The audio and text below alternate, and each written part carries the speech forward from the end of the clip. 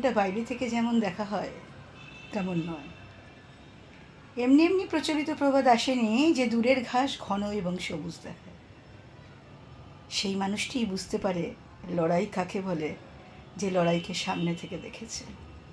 প্রতিটি মানুষের জীবনেই লড়াই। কেউই তো আর অন্য পুঁজিপতিদের মতো মুখে সোনার চামচে উপর চামচ নিয়ে আসেনি। তাই যারা জীবন সংগ্রামে প্রতিনিয়ত লড়াই করছে তারা জানে সংগ্রাম জীবনের আরেক নাম। তা প্রত্যেক দিনই চলছে, কিন্তু সব লড়াইকে মানিয়ে নেওয়া যায়। মানসিক লড়াই, যেটা মানসিক অবসাদ বিষণ্ণতার সাথে যে লড়াই, সেই লড়াই কিন্তু খুব কঠিন। এই কিছুক্ষণ আগেই ছোট মেয়ের বিষণ্ণতা কাটাতে আমাদের দুইজনকেই অনেক এফোর্ট দিতে হলো। এবং আমি জানি যে ওর এই বিষণ্ণতার প্রধান কারণ নতুন বছর আসলে নতুন নতুন কথা মনে পড়ে, বিশেষত বাবাকে মিস করে। এবার আমি যতই চেষ্টা করি, বাবা তো হয়ে উঠতে পারবো না। না, বাবা যখন মনে হতো মন খারাপ, সঙ্গে সঙ্গে গাড়ি নিয়ে বেরিয়ে যেত, ঘুরিয়ে আনতো, সেগুলো চায়, কিন্তু সেটা তো আমার পক্ষে রোজ সম্ভব নয় করা। মাঝে মধ্যে আমি তো নিজে ড্রাইভ করলেও এই অঞ্চলে করতে পারি না। আর ইদানিং এই অপারেশনের পর থেকে ড্রাইভিংটা ছেড়েই দিয়েছি প্রায়। তা স্বাভাবিক কারণেই ও সেই দিনগুলো ফিরে পেতে চায়, যে দিনগুলো আমাদের অত্যন্ত রঙিন ছিল।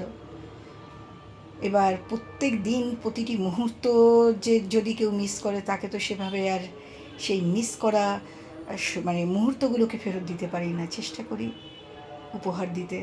দিদিও আপ্রাণ চেষ্টা করে যায়, অনেক বুঝিয়ে বাঝিয়ে দিদি এখন বের করেছে। বাড়ি থেকে বেরোবেই না, ঘর থেকে বেরোবে না। ওইদিকে যখন ওখানে থাকতো তখন সারাদিন ঘরে থাকতে আমার ভালো লাগে না, আর এখানে যখন এসে ঘর থেকে বেরোনোর সুযোগ আছে আমার বেরোতে ভালো লাগে না।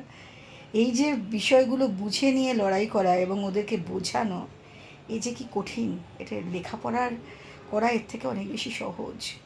জীবন সংগ্রামের এই পাঠগুলো দিতে বাচ্চাদেরকে, বিশেষত টিনেজারদের সঙ্গে যে লড়াই করতে হয়, সেই মানসিক অবস্থান বুঝে ওদের মনটাকে বোঝা এবং ওরা কি চায় সেটাকে বুঝতে পারাটাও যেন একটা সাফল্য। আর মেয়েদের এই বড়টির একটু কেটেছে যে অবসাদ, সেটা এখন আবার ছোটোটাকে গ্রাস করছে। আর এই বর্তমান সে লেখাপড়ার যা অবস্থা হয়েছে, আমাদের সময় তো একটা আশার আলো ছিল যে ভালো করে পড়াশুনো করো তাহলে চাকরি পাবে। কিন্তু এখন ভালো করে পড়াশুনো করে চাকরি পাওয়া মানে তো সেই কর্পোরেটের দাসত্ব করতে হবে।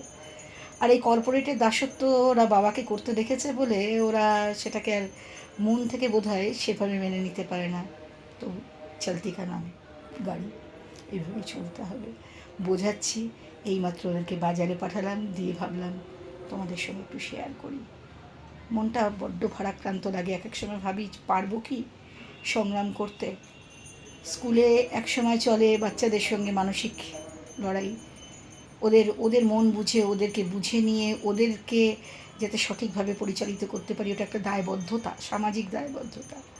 আর এক্ষেত্রে আত্মিক দায়বদ্ধতা, দুটো মিলিয়ে আমি মানুষটা বড্ড ক্লান্ত হয়ে পড়ি মাঝে মাঝে। তবু ফেসবুকটা ছিল তাই ক্লান্তি কাটাতে পারছি। ভালো থেকো সবাই।